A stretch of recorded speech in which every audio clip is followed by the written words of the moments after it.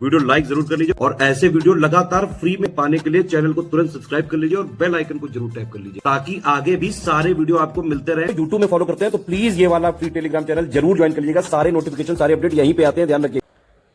नमस्कार साथियों, स्वागत है ऑनलाइन एग्जाम प्रिपरेशन पर which is the part of study for civil services. दोस्तों, आज की इस छोटी सी वीडियो में हम पढ़ने वाले हैं उच्च न्यायालय की न्यायिक क्षेत्र और उनके नाम। हमारे देश के हर एक राज्य में लगभग उच्च न्यायालय है, यानी कि हाई कोर्ट है, लेकिन कुछ राज्य ऐसे भी हैं या फिर कुछ हाई कोर्ट ऐसे भी हैं जिनको एक से अधिक राज्यों का, एक से अधिक क्षेत्रों का न्यायिक जो क्षेत्र है वो मिला हुआ है। तो एक से अधिक राज्यों में उनका जो है न्यायिक क्षेत्र है। तो ये आज हम देखेंगे और यहाँ से प्रश्न पूछे जाते हैं, चाहे आपका MPPSC का एग्जाम हो, UPPSC का हो या फिर कोई भी स्टेट PCS हो, उसमें एग्जाम पूछे जाते हैं। वनडे एग्जाम वाले भी ऐसे प्रश्नों को जरूर पूछते हैं। तो ये हमारी जो सीरीज चल रही है ये हमारी वनडे एग्जाम को टारगेट कर रही है और साथ ही साथ जो स्टेट PCS के प्रीलिम्स के एग्जाम है उनको टारगेट कर रही है। तो आप किसी भी स्टेट PCS को देने वाले हैं, चाहे अभी MPPSC का एग्जाम है आपका 16 फरवरी को, तो उसके लिए जरूर देख लें और इसके अलावा और अदर स्टेट PCS वाले भी इसको देख सकते हैं। तो चलिए शुरुआत करते हैं। इंपॉर्टेंट वीडियो है, बहुत ही इंपॉर्टेंट टॉपिक है जिससे प्रश्न बनते हैं, ध्यान से देखिएगा। सबसे पहले बात करते हैं मद्रास की। मद्रास का जो हाई कोर्ट है इसका न्यायिक क्षेत्र तमिलनाडु और पुडुचेरी तक है। इसकी स्थापना हुई थी 15 अगस्त 1862 को। 1862 में ये स्थापित हुआ था 15 अगस्त के दिन, और इसका न्यायिक क्षेत्र तमिलनाडु और पुडुचेरी में भी है। तो मद्रास तो तमिलनाडु में आता है, ठीक है, चेन्नई में है। और इसके अलावा देखिए तमिलनाडु का तो ये हो ही गया जो अवस्थित है तमिलनाडु के क्षेत्र में, और साथ ही ये पुडुचेरी को भी देखता है, पुडुचेरी को भी कवर करता है। इसके बाद यहाँ की जो सीट है वो चेन्नई है, ठीक है। ये मद्रास, चेन्नई सब तमिलनाडु में है। इसके बाद बम्बई हाई कोर्ट जो है, जिसको मुंबई हाई कोर्ट भी कहा जाता है, तो इसकी स्थापना होती है 14 अगस्त 1862 को। इसका न्यायिक क्षेत्र महाराष्ट्र में है, जो कि मुंबई महाराष्ट्र में ही आता है। तो ये तो राज्य हो गया।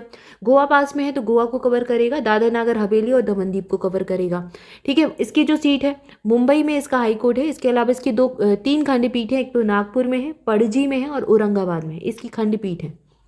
इसके बाद कलकत्ता हाई कोर्ट, ये 1 जुलाई 1862 को स्थापित होता है।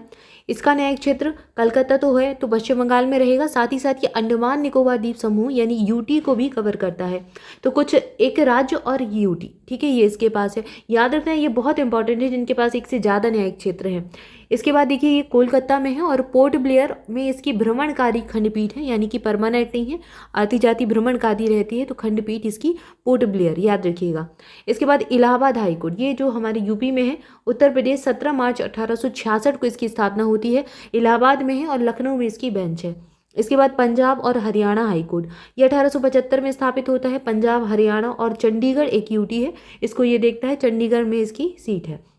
इसके बाद कर्नाटक हाई कोर्ट यहीं पर है, इसी राज्य में 1884 में हुआ और बेंगलुरु में इसकी सीट है। पटना हाई कोर्ट पटना में ही है, बिहार राज्य है इसका, और 1916 में स्थापित हुई थी, ठीक है। इसमें कन्फ्यूज़न आपको नहीं होना चाहिए क्योंकि देखिए राज्य और राजधानी आपको पता ही है सभी राज्यों की। तो पटना बिहार की राजधानी है, यहीं पर इसका हाई कोर्ट है, ठीक है ना। इसके बाद जम्मू कश्मीर का जो हाई कोर्ट है 1928 में स्थापित होता है, जम्मू कश्मीर और लद्दाख में, और श्रीनगर जम्मू में इसकी सीट है। इसके बाद उड़ीसा 1948 में स्थापना हुई, उड़ीसा में ही है, उड़ीसा के कटक में इसकी सीट है।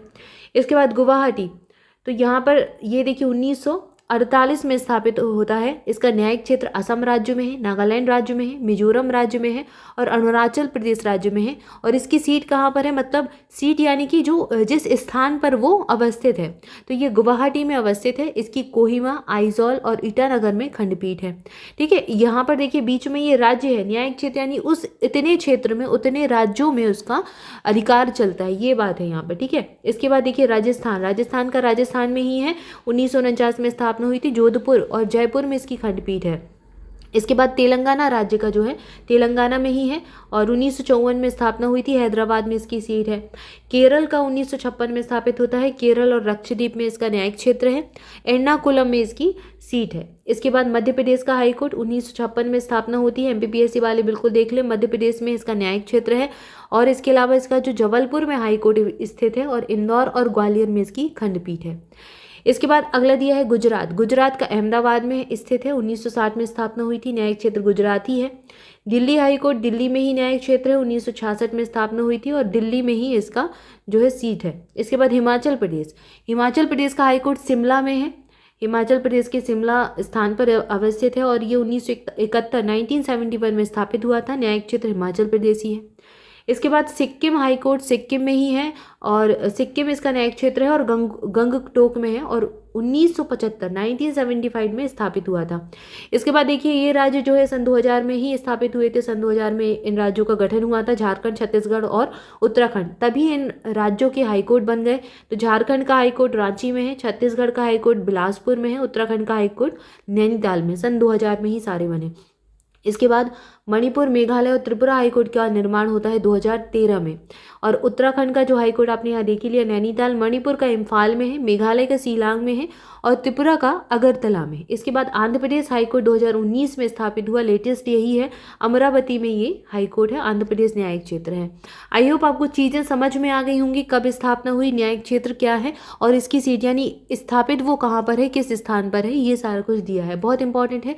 वीडियो को लाइक जरूर करें, चैनल को सब्सक्राइब भी करें। वीडियो में आप कमेंट करके जरूर बताएं कि आपको वीडियो कैसा लगा, नेक्स्ट आप कौन सा टॉपिक पढ़ना चाहते हैं। जुड़े रहें चैनल के साथ और ये भी बताएं आप किस एग्जाम की प्रिपरेशन कर रहे हैं। Thank you for watching this video. Thank you so much.